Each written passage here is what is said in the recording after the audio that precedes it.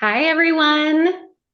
Welcome, welcome, welcome. We're so excited that you are here joining us today. My name is Kaya Swift. I'm part of the marketing team here at Harvard Extension School.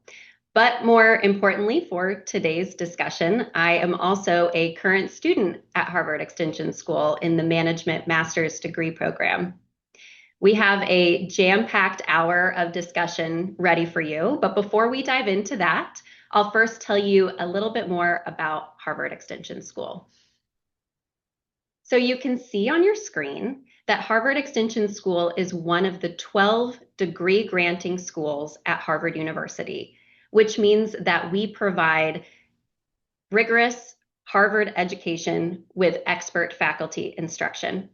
We offer online courses, certificates, and degrees that are specifically designed for adults who are looking for part-time flexible study. And our mission here is to empower ambitious working professionals with skills that they need to advance their careers.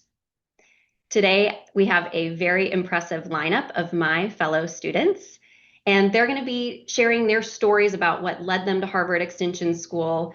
And my hope is that today you will walk away with your questions answered, but also with a real picture of what it's like to be part of the community here. And it is a really special community. And a quick reminder that spring registration is still open until January 22nd. So if you want to join us this spring, and I really hope that you do, there is still a couple more weeks to enroll. So with that, as we get rolling, I would also love to know a little bit more about you, our wonderful audience. So you can see on the screen there is a QR code. We're also going to put a link in the chat that you can use. And I would love for you to tell us, where are you joining us from today? So as those start to roll in, we'll start to see them on the screen.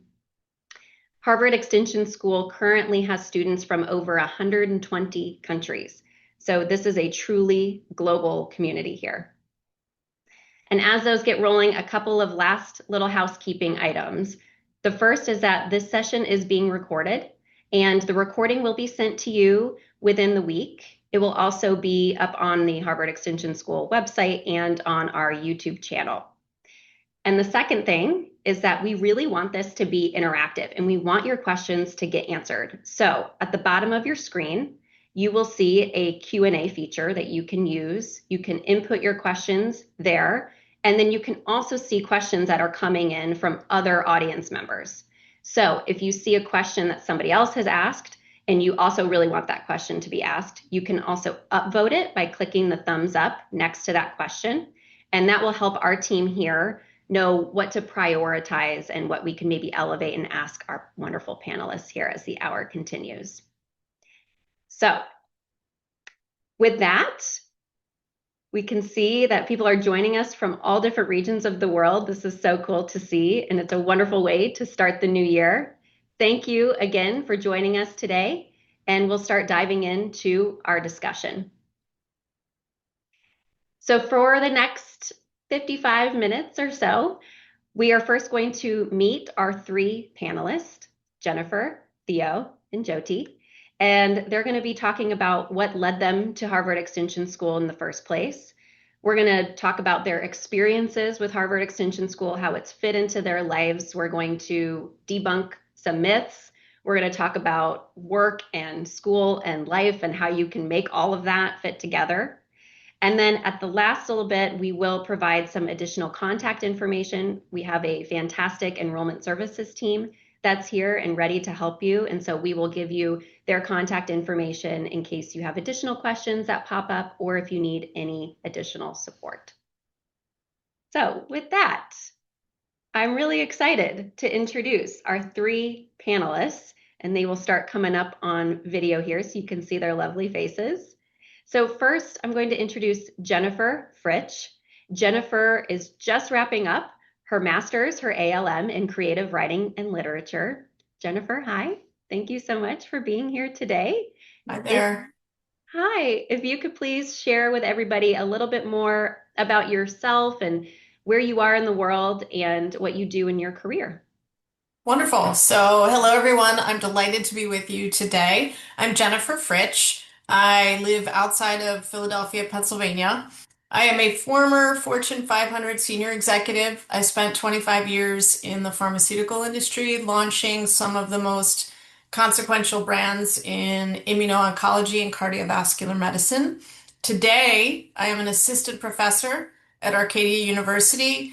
I teach business writing in the English department, and I also teach marketing classes in the School of Global Business. I'm a writer, and I'm also principal at New Path Ventures, which is a marketing strategy and communications consulting firm. Thrilled to be here. Amazing. Thank you, Jennifer. We're thrilled to have you here. Next is Theo Rowley, who is in our Industrial Organizational Psychology Master's Degree program. And Theo is also a former classmate of mine. So it's wonderful to see you, Theo. And if you could please tell us more a little bit about yourself. Absolutely. Thanks, Kaya. And great to see everyone here. Great to see such representation from all parts of the world. So I appreciate everyone taking the time to join us today. So to Kaya's point, yeah, I started with the Extension School January 2024. So just over 2 years ago now is when I began the admission modules. And it's been a fantastic journey. I'm hoping to graduate this May. So I'm in the home straight, doing a current accelerated, what we call the J term, January term. So it's a condensed module this month, and then two more modules this semester. My line of work is human resources, so predominantly in strategic staffing, hiring, assessment, selection. I'm now based in Switzerland. When I started this program, I was in Cambridge, Massachusetts, so down the road from Harvard. There's a slight bump in the road last year, which I'm sure we'll come to, but I'm now in Europe and I work in the pharmaceutical industry. Jennifer and I did not sync on, the fact, although I currently work for one of Jennifer's former employers, coincidentally. But yeah, previous to this, I was also working for an organization called Moderna, so it was a real once in a career opportunity to not just be part of helping the pandemic, but also applying what I'm learning at the moment too. Amazing. Well, thank you so much for being here, Theo. Excited to chat with you more. And then our final panelist today is Jyoti Vasudev, who just finished her master's in data science here. Jyoti, hi, welcome. If you could please tell us a little bit more about yourself. Hi, Kaya. Hi, everybody. Thanks, Kaya, for the introduction. My name is Jyoti Vasudev. It's great to see everybody here and all of the excitement. Really thrilled to be here. I am based out of Redmond, Pacific Northwest, the sunny Pacific Northwest, if you know what I mean. I'm an AI engineer at Microsoft. I design and build end-to-end software systems with AI embedded as first-class capability. I'm also a computer science engineer. I have an MBA in finance, and I'm a CFA charter holder as well. I enrolled in data science master's degree program at Harvard Extension School in January of 2022. So fourth year. And I recently finished my capstone project in December of 25. When I'm done, I'll graduate in May of 26. And the capstone was the last part of the project of the HES master's program. So happy to be here. Wonderful, wonderful. Well, thank you all so much for being here. And as we go into our live panel discussion, the three of them, I'm going to be asking them some of my questions. But again, we would love for you to ask them questions as well. So if you have a specific question, feel free to use that Q&A feature at the bottom of your screen. And first of one of my questions is for all three of you. And so I'll start with Jennifer, and then we'll have Theo and then Jyoti answer this. And so what I would love for all three of you to do is to really think back to that first moment when you were considering enrolling in Harvard Extension School. And if you could tell us a little bit about where were you in your life at the time, why you decided to go back to school in general, and then why did you choose Harvard Extension School in the program that you're in right now? So Jennifer, if you wouldn't mind kicking us off. Yeah, for sure. For me, it was during the pandemic. Like a lot of people, I had a lot of time to think. And I had always wanted to pursue my passion of writing as something more than just a passion or a hobby. I had never formally studied writing, and I had a strong desire to refocus my life on, frankly, chasing joy instead of chasing titles. For some of you, that may sound familiar. At that time, also, I had suddenly lost my aunt and uncle in the very beginning of the pandemic, and it was one of those very introspective moments where I had to really think about what life is about. You know, tomorrow's not guaranteed to any of us, and life is short. And I said, this is my time. Those events really pushed me towards my first enrollment. I enrolled in my first creative writing and literature course, and I absolutely fell in love. I felt so alive and I felt so much joy, and I was hooked. And I said, I'm going to push the button and go all the way with this. So that's when I started to go through the process for acceptance and doing the full admissions process. So, really, for me, it was an evolution to make the decision and certainly turned out to be the exact right decision for me.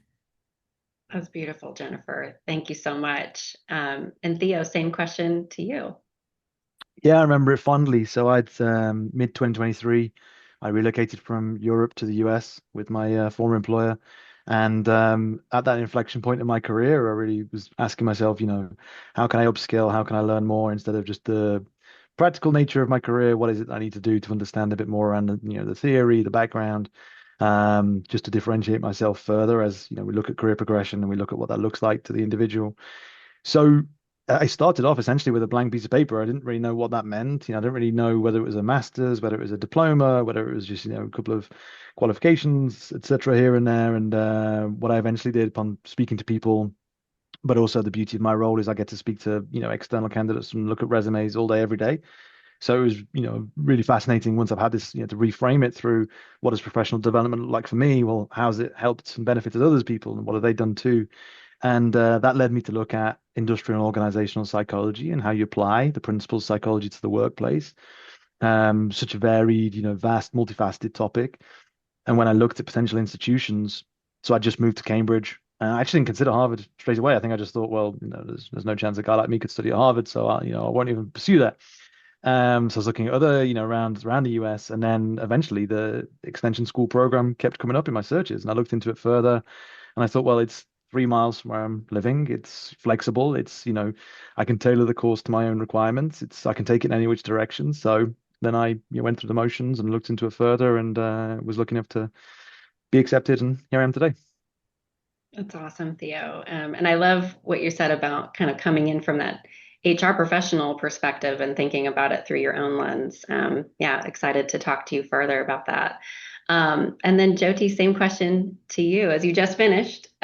Take us back to when you first started. Absolutely. So January of 22, and ChatGPT had not been released yet, but there were plenty of applications with just the traditional data science, the decision trees, and the neural nets that I wanted to master those skills to be able to implement those in my just regular day-to-day work. I had taken many Udacity and edX kind of platform courses, but at that point, I realized that I really needed a structure of an organized university program to get to the depth that I was seeking, along with the flexibility that would let me have a family and a career without breaking my life. And therefore, the extension program, it offers all of them. The first class that I took was David Malin's CS50, worldwide popular, probably as popular as Harvard itself, CS50 class. And that class was challenging enough and interesting enough that it had me convinced that this is the program that I was looking for. And like Theo and Jennifer said, you get to study at Harvard. That's fantastic. And I totally agree with you, Jyoti. I also have small children at home. And so being able to balance that flexibility is so key when you're trying to work and still kind of move ahead and learn new things, but have something that's going to work in your life has been key for me too. So I do know, and I can see a couple of questions coming in about the different types of courses and course formats that we offer at Harvard Extension School. So I do want to talk for a minute about the on-campus courses that are part of our graduate degree programs, because this is something that has been very intentionally part of the programs here, is that there is an opportunity during your graduate degree program to come to campus, to come to Cambridge and have that in-person touch point with fellow students. And so, Jennifer, I'll ask this question to you because I know you just came to campus last summer for the writer's residency, which is part of the creative writing master's degree program. If you could describe for us what was that experience like for you, and how did it help build your community here? Yeah, so for me, it had been a lot of years since I had been a graduate student, an undergraduate student, and been on a college campus. So I was really looking for an authentic experience. Also, when you take your classes remotely, there's a bit of a challenge is it can sometimes prevent you from solidifying even deeper relationships. And what I can say is I had already formed relationships with so many people around the world before I even got to campus. But when you meet people face to face, you get to know them on an entirely different level. Um, and when you live with your classmates and you get to go to Harvard Square and you get to study in the libraries, and I lived in the same dorm as Bill Gates and Yo-Yo Ma and Caroline Kennedy, which was just pretty cool. But more importantly, sitting in a real classroom, being in a real three-dimensional brick and mortar classroom with my classmates really, really solidified that community. And what I can say is if you're a writer, even though it's very much an individual pursuit, writers, like all artists, need to make community. And part of the process, certainly when you're in the creative writing and literature program, is actively critiquing other people's work and workshopping it to help make them stronger writers. So everyone in my cohort, or I should say many of the folks in my cohort, stayed on campus this summer, and that really allowed us to solidify those relationships. So much so that even though we're all graduating, we are still meeting once a month, like we did in the classroom, and still critiquing each other's work and planning reunions together outside of graduation. So these are real friendships that I get to keep for a lifetime, and I feel very lucky. Oh, I love that. I love that, Jennifer, that you guys are still meeting. That's so awesome. Yeah, it's a very special part of this experience, and it's a real opportunity to have access to a community that um, is all from around the world and coming in from all different life stages and industries. It's been, I agree from my own experience, been very special. I can see here too, as I'm looking through some of these questions, that flexibility, we mentioned it a little bit, but this is a huge question that comes up for prospective students because these classes can be part-time and flexible to your schedule. So I think for this one, Theo, I will turn to you because I know that you are a busy guy. You work full time, and if I remember correctly, during our course, you also ran the London Marathon, so you had some marathon training going on at some point. So flexibility, I think, has probably been a part of your journey. If you could describe how the flexibility of your program has made this possible to fit into your life. Sure. Yeah, that January to May semester 2024 was a bit of a fever dream, if I think back now. Uh, essentially, you don't know what you don't know. And I wish I'd attended this kind of event prior to this because, I kind of went in naively, blindly, thinking, sure, I could do that on top of my work. And also having recently, moved to a new country, assimilate whilst working a, full-time, pretty intense job at a pretty intense environment and having a young daughter as well. So, yeah, I'm not quite sure. I mean, I was going to say, how did I get through that? I don't know. I've got a few more grey hairs, I can tell you that. But I think that what it essentially came down to was just being super disciplined with my time. I hardly watched TV during that time. I wasn't much of a, social butterfly. I was pretty bit of a hermit really, and the weekends. And I think it's just because when you're in the midst of it, and it helped that I was super passionate about the subject matter that I was looking at. It wasn't a chore to pick up a book or to read an assignment or to write a paper. It was things that I was naturally enjoying. But what I would say is, don't do that. Don't do what I did. It's yeah, and then obviously throwing a marathon on top of that as well. That was obviously my choice, no one else's. So, but it's kind of like they're all symbiotic because what that, for me as a tangential note, running is like mindfulness. So when I'm coming out of an intense class or if there's a paper coming up or an exam to prepare for, having that hour away from my desk to, really clear my mind, think things through, order my thoughts, that to me was as much as a help as it was a hindrance. But then also, we speak about the flexibility, and I think having the option to kind of tailor things around myself. There was a couple of instances where I the classes were live, where live attendance was essential, but there was a couple that you could watch asynchronously. So having the option to also watch the recording too was beneficial. What's Einstein's definition of madness? Doing the same thing and expecting a different result. This semester, I am also training for another marathon, but I'm only doing 2 modules. So hopefully, fingers crossed, it should be more straightforward this time around. Nice. What marathon? Zurich here in Switzerland. So in a Oh, few months' time. great. Amazing. Well, best of luck with that. And that's really amazing. So another thing too that I know we hear a lot at Harvard Extension School is how the courses or the coursework are tied to what's going on in the real world, what's going on in the different industries. And that's something that I know here our program teams are super attuned to, of making sure that the things that we're offering are relevant to what, people actually need when they go out and apply it to their job.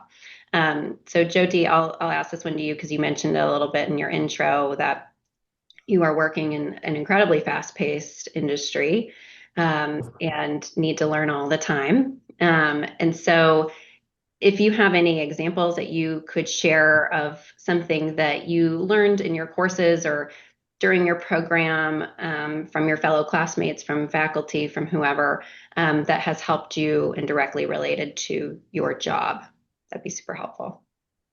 I love that question. Thank you, Kaya. I'd love to share one specific experience, although there are multiple. There's this one. There's a course that Professor Steve Elson teaches. It's called Data Mining and Exploration, CS 108, I think. So I learned a handful of new clustering techniques in that course, HDB, scan, spectrum, a bunch of them, which I can then immediately I could apply to an AI application that I was building at work to cluster different user types within my AI app. This was late 2023. The application I was building was way more effective because of this new tooling that I'd learned with the data mining course with Professor Elston. And it was so effective, it was so good that my AI app was then, I had an opportunity to showcase it within my org's town hall. Also, I'd love the participants to know that this entire AI revolution came after, as for me, after I started the program in January of 2022. Since beginning or mid 2023, every course that I've taken, that I chose to take, was revamped to incorporate AI components in the curriculum by all professors. So whatever you're taught at Harvard Extension is bleeding edge almost always, because the professors are at the cutting edge. Yeah, I would agree with that in my experience as well. I'm in the management program, so it's not as technical always, but I do feel like in my experiences in my courses, this is what's new in research. This is what we're learning. Let's talk about it. Let's react to it. That there's that feedback loop with what's going on in the real world, which has been super beneficial to me as well. So thank you so much for sharing that. And then I see we have tons of questions coming in, but again, please let us know. And we have a wonderful team that's working behind the scenes in the room over from me answering your questions. So if you have something, use that Q&A feature at the bottom there. And I will also ask for all of you to give a little bit of advice and kind of think about your experience and what has been helpful for you. Because I do know that there's folks on the line today who are maybe on the fence about enrolling, like they've done their research, they're kind of in that spot, like Theo, you were saying, of like, what, I know I kind of want to grow, but how do I want to do that? How do I want to go about it? So Jennifer, I'll start with you and a question for you, which is to those people who are kind of on the fence right now and aren't sure if they should just go for it or not. What advice do you have for them? I would say listen to that inner voice in your head. Every one of us has an inner voice that tells us things. Sometimes we choose to ignore it. Sometimes we choose to listen. I chose to listen, and I think when you know something in your gut and you're chasing something, I think these are great examples of how and why Harvard Extension can help you do that. So listen to your gut. I love that. And then I'd love to talk a little bit about, let's see, I'm looking at the questions here. I'd like to dive a little deeper on the career aspect of things. So Theo, you had mentioned, you come at the professional development for yourself. You also have that lens of working in HR and sifting through resumes and external candidates and things all the time. And that is part of why you chose industrial organizational psychology. So for those who are listening who might be thinking like, okay, if I invest in my education, is this actually going to help me in my career? Is this going to make a difference when I am applying for a new job or asking for a promotion or anything like that? So I'd like to hear from you on how have you taken what you've learned and how have you applied that to your own career, and then any other advice that you have in that vein coming from your role. Yeah, absolutely. I think it's really, upskilled on a daily basis, to tell you the truth. If I think around some of the terms that are now prevalent in my daily lexicon and the way that I approach work situations, that wasn't the case 2 years ago. A couple of examples, I mentioned I work in hiring. So when designing interviews, I now think in terms of what we call a selection battery. So this is understanding about what the prediction of success is, the validity, whether each assessment adds predictive value, whether it's just tradition dressed up as rigor. One of my nerd areas is like predicting success. Anyone that's seen the film Moneyball, can we apply that to different industries, different companies? So I'm more interested in what actually correlates with performance than what feels impressive or familiar. Last semester I did a class in negotiation, and that theory learned from there has really reshaped how I now work with senior stakeholders and how I work externally as well. Moving conversations away from fixed mindsets, viewpoints, and towards shared interest. It helps make hiring decisions faster. I apply goal setting theory a lot more, so focusing on smaller number of goals that generally predict success with tight feedback loops rather than bloated scorecards that look good but don't do little. And then systems thinking, designing talent processes as a whole, hiring, performance, development, succession, etc. And then the last example, one of the admission modules for the industrial organizational psychology track is commonly referred to as stats. The full title is Introduction to Statistical Analysis in the Humanities, I believe.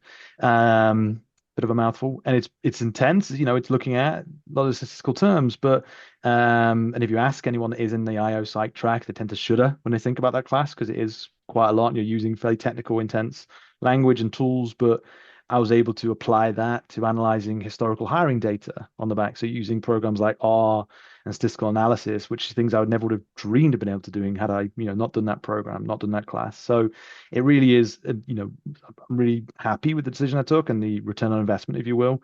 And I'm looking forward to where it can continue to take me. Fantastic. Thank you, Theo. And then I know we have some questions coming in from our team here about the workload. And this is something that all of you have kind of touched on, but this is something that for people who are already working full time, or they have family commitments, or they have hobby, if they already have full lives, how are we going to add this on, and is it worth it? And so I would love, Jyoti, for you, if you could answer, because you mentioned, you have a small child at home, you work in a very demanding field, and how would you describe, like, how have you managed during particularly busy times? What advice do you have for somebody who's going to be taking the leap and going back to school and fitting that in with everything else that they have going on? A very pertinent question. Thanks, Kaya. That was very much on my mind at the time of enrolling within the program. But I do feel, looking backwards 4 years from the time I have a question, the biggest skill that we will master with HES programs is time management. I felt that with planning, I had more control over my day. Some courses are way more demanding than others, but then those are the ones where you emerge feeling that if you could do this with a family and a full-time demanding job, you can do anything. The degree program tests you and pushes you, but if you let it, it will fit into your life.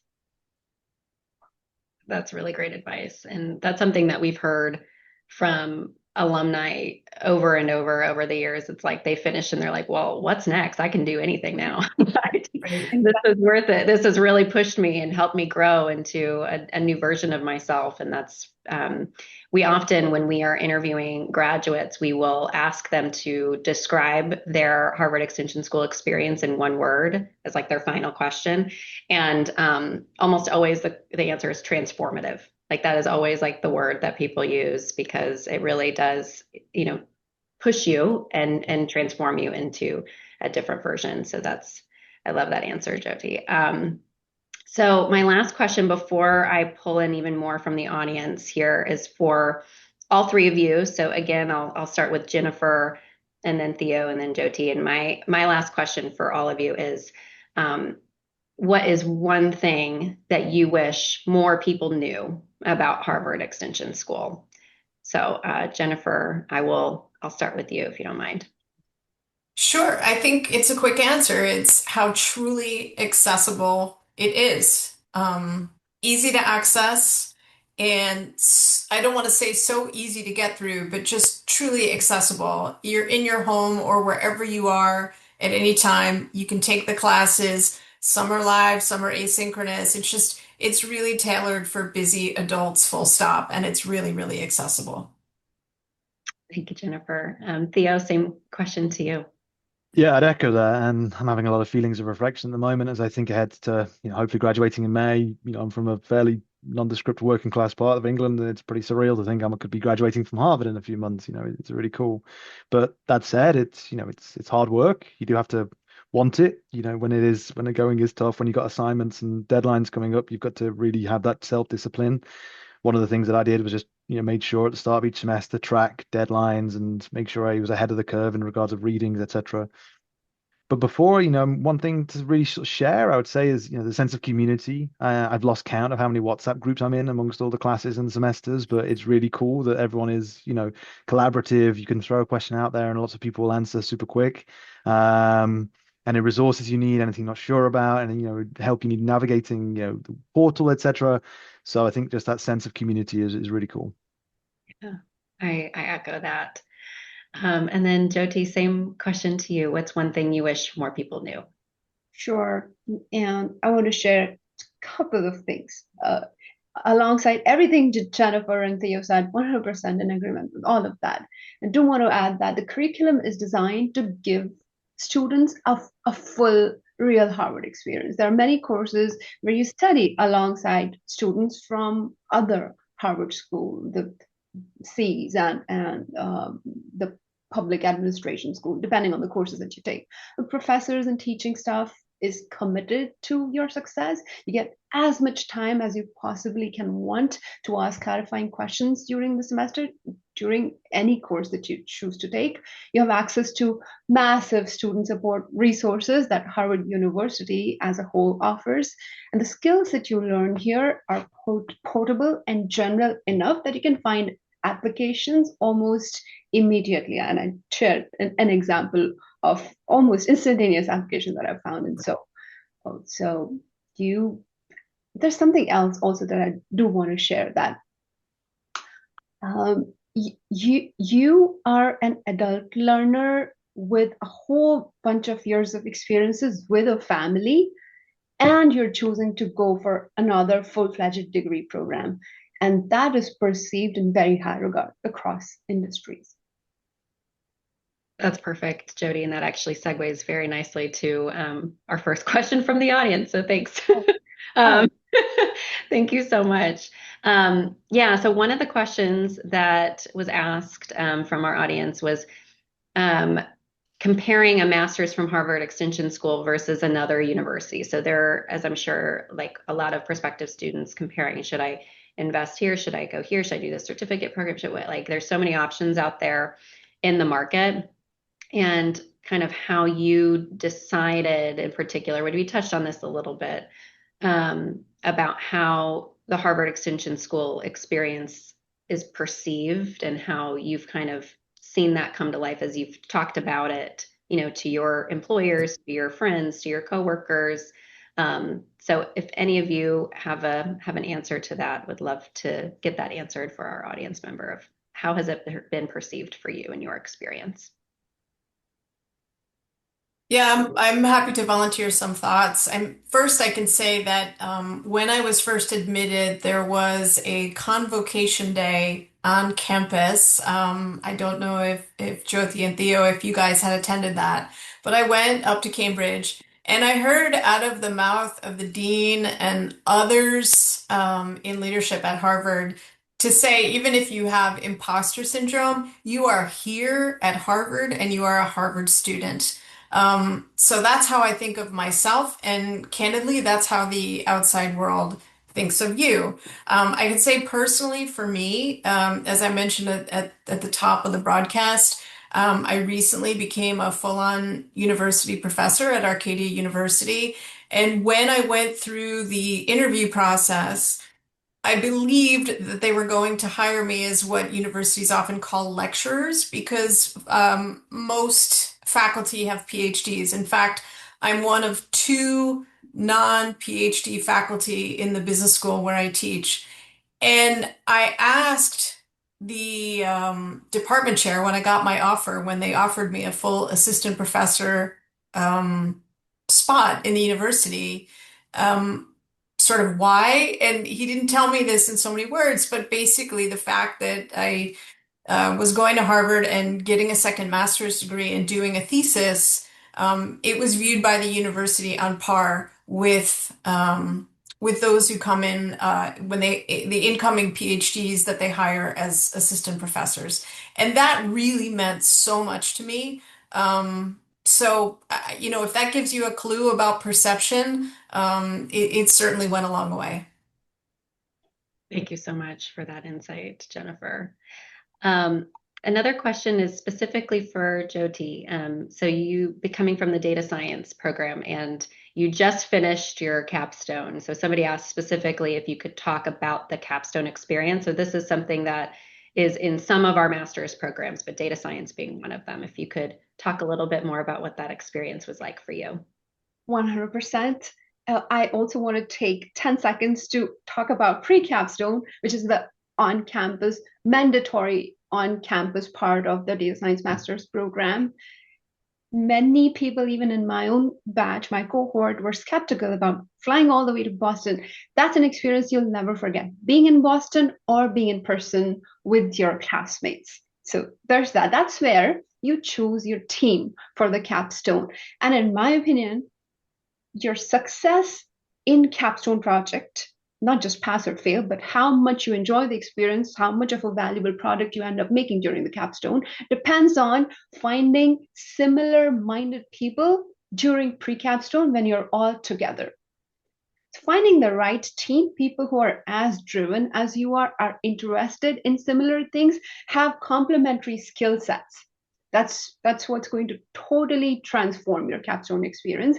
And once that's in place, capstone is unlike any other course in that with the new tools, the AI coding tools that are available, you end up spending something like 20 hours per week with a very solid architecture plan, and you can have a very strong product at the end of the capstone, depending on what project you choose. If you choose a project like NASA research project, that kind of entails its own work stream. But your key component, the key factor that determines how happy you are at the end of your capstone term is the team that you choose and the nature of the project that you come up with or you choose from the available projects. That's fantastic, Jyoti. Thank you so much. Another question from our audience is, somebody said, I've heard really positive feedback from alumni about the flexibility of course selection, which we've talked a little bit about this already, but they asked, how did you select your courses each semester, find out more about professors, learn about past student experiences, et cetera? Just basically like that, I'm getting started. How did you find out more information and kind of schedule out each semester? So if it's open to all of you, if you have something. I'll jump in. That's okay. Strategize, I would say. You've got the 5 years to complete the program. You can use all of that, or in my experience, it'll be about 2 and a bit years. But with the structure of what is needed to graduate, so with the electives, with the core modules that you need to do, understand which one of those modules fits into that theme. Excuse me. So that's one element. One thing that I mentioned the WhatsApp groups I'm in, there's always plenty of chatter around, people asking thoughts on what's this professor like, what's that module like, what's the workload like here, and classmates are candid, they'll tell you. And obviously you take it with a pinch of salt because one person's not so good experience could be another person's good experience, but you do take that. I'm going to use a industrial organization psychology term. You take that empirical research and you apply it to your own thoughts and your own learning styles and what you're looking for. In my case, there was two classes early on, which I was like, I've got to be part of those, as part of that. So I just planned out, not necessarily next semester, not necessarily the semester after that, but you kind of put a bit of a dart as to like, yeah, that's a class I'd like to do at some point. So, and then there is also, I've got to give a mention to Q reports, which is a fantastic resource. That is where at the end of every semester, students are asked to give an evaluation on the class, the professor, the workload, etc. And you can go and look at not just the last class, but going back a number of years to see certain trends and what it looks like in regards to reviews and ratings, etc. So taking all that into account, but also knowing your own personal style and what you're looking to gain as well. Mm-hmm. Yeah, 100% agree, Theo. I'll also add from my own experience going through my master's program is that when I have planned out my semesters, I think about it in terms of my whole life of what's going on that semester. And so there's been semesters where, like, when I was starting a new job, I didn't take any classes that semester because I was really focused on starting a new job. And then there's other times where I've had a little bit more bandwidth, so I've been able to take two courses. Or last fall, I really wanted to do the in-person touch point, so signed up for an in-person, weekend class. And so I think that each semester, because work and life and stuff flows, I'll just add that little tidbit in there of it really can kind of ebb and flow based on, and like Theo mentioned, if you're in a master's degree program, you have 5 years to complete it. And so you do have some flexibility. If life gets really busy, you can take some time off and pick it back up. Or if you have more bandwidth, you can, go a little bit faster. So just add that as well.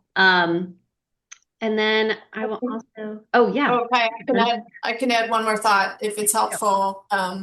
One thing is to also look at the professor's research interests and their publications and see how well they align with your own interests. And in terms of flexibility, I chose to do a master's thesis versus the capstone. And certainly, I think, and you can correct me if I'm wrong, all of the programs have the choice.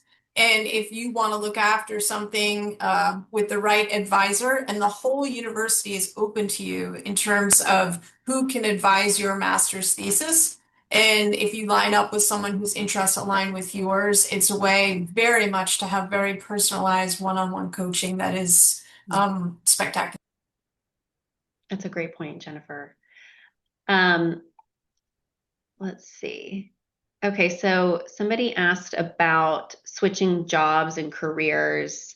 And so I know, Jennifer, you mentioned already a little bit about kind of how your studies at Harvard were perceived when you were in the market for, an additional role. But if any of you have, switched jobs or switched specialties or switched any, during your program here, if there's any advice about somebody's wondering, is this going to open doors for me? Is kind of the big question. So if anybody has an answer to that.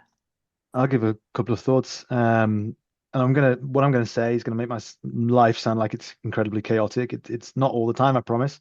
But just under a year ago, I was in the US. I'd been in my program for about a year, and then my role was made redundant at my former employer, and with it, my visa was cancelled. So essentially, I had 60 days to leave the US. Nothing like that to strike a bit of panic into your heart. But of course, I didn't want to drop the ball on my studies. So on the one hand, the flexibility we mentioned really helped. This was midway through a semester, and then I took a 4-week road trip around national parks in the US. So I wasn't joining classes live. Where the Wi-Fi was good, I was able to watch, recordings and then still keep up with deadlines and readings, etc. whilst on the road. That was one thing. And then when I landed back in Europe last summer, and I was actively looking for a new role, it was really interesting understanding how the response is the first time as a now let's put it into practice. I'm going to join this program. I wanted to do this professional development. Will it work? It did. I would say you be purposeful around it. I think you can't just put the Harvard University name on your resume and then wait for the job offers to flood in. You have to then also make sure that you're applying what you're learning and you're referencing that and you're looking at how that can then help potential employers, for the challenges they have, how your skill set and expertise and what you're learning can then be applied to that role too. So no, it was one which I really, there's a lot of, in my experience at least, there was a lot of interest around, the program, what it meant, what my thoughts were, why that program, etc. So it can, it does help, I would say, at least from my own anecdotal perspective. But as long as you are, being intentional about it and not just doing it as a kind of a tick box exercise. Yeah. Yeah. I want to share an example as well, Kaya, very quick. I used to be software engineer when I started, and I transitioned on to being AI engineer within Microsoft, but different groups during the course of my degree. And the degree had a huge role to play, of course.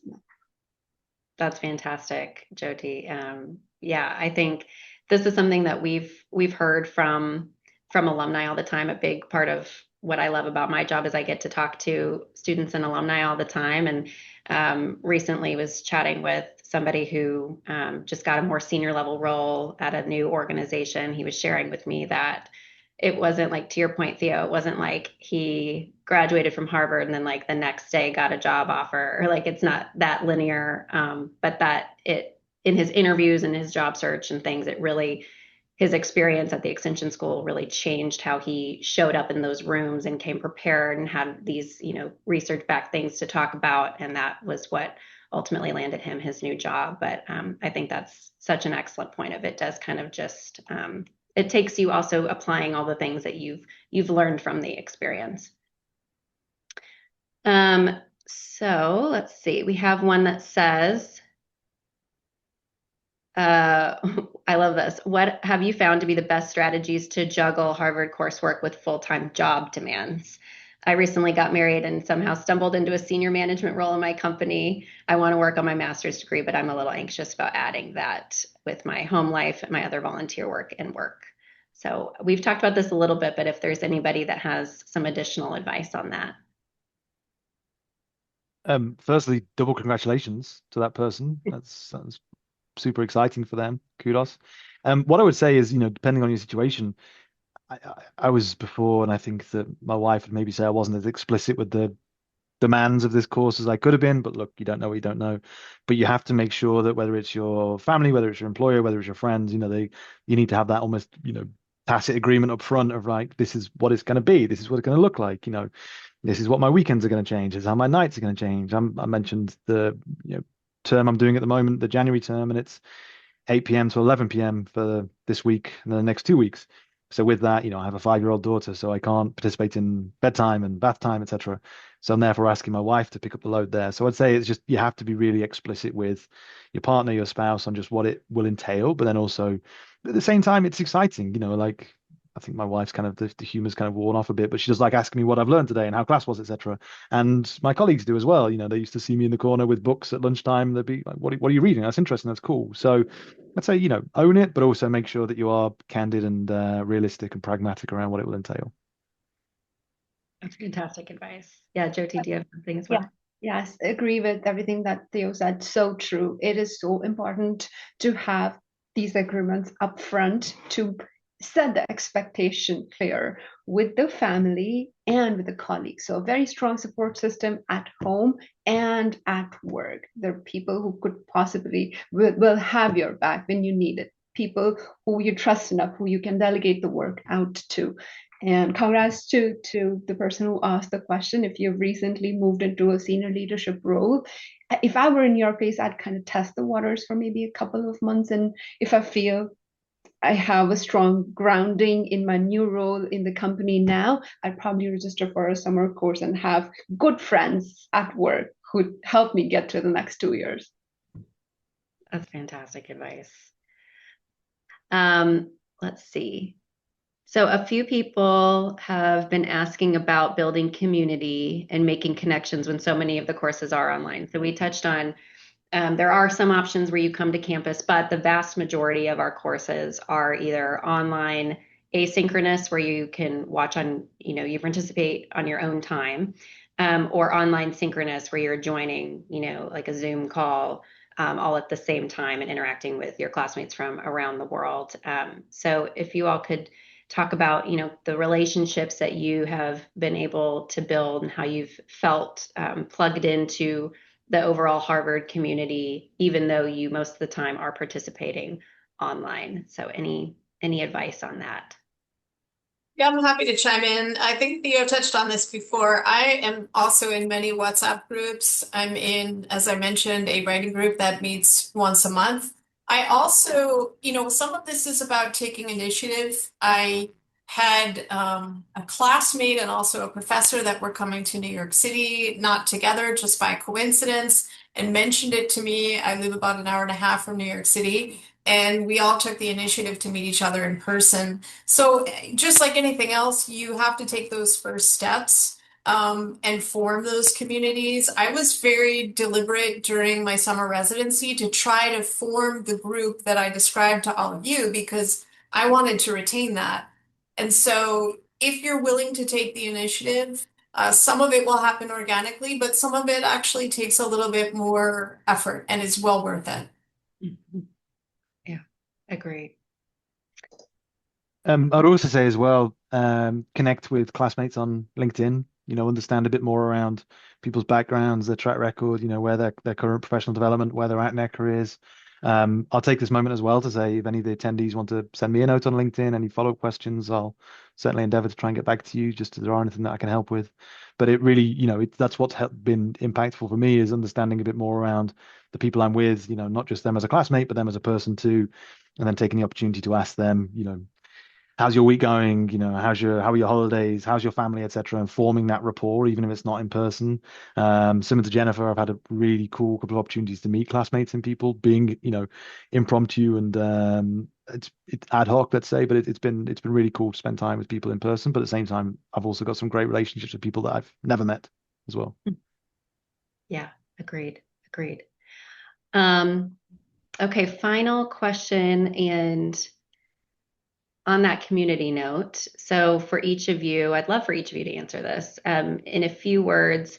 Why should I join the Harvard Extension School community this spring? So I love it. We're going straight to the point. So whoever wants to take that first.